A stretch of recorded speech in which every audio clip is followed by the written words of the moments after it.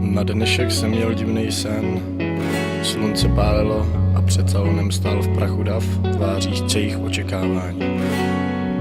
Uprostřed šibenice z hrubých klád šerifův pomocník sejmul odsouzenci z lavy kápy a dav zašuměl překvapení.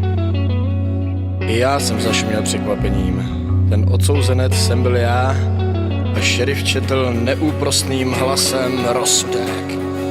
Povězte ho vejš, ať se houpá, povězte ho vejš, ať má dost.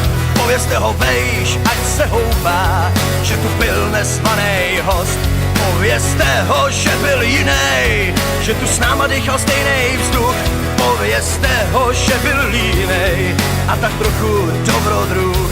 Povězte ho za El Paso, za snídaně v trávě a lodní zvon, za to, že neoplýval krásou, že měl country rád a že se uměl smát i vám.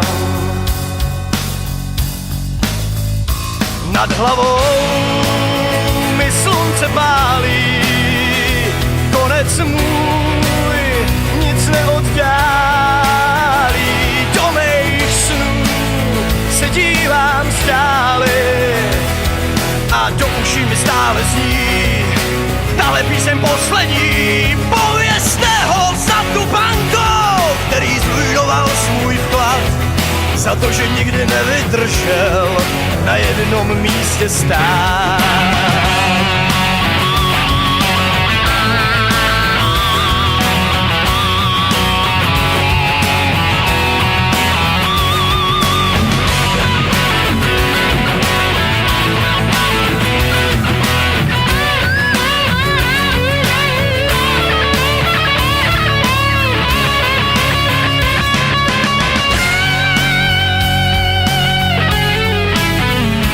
Nad hlavou mi slunce pálí, konec můj nic neoddálí.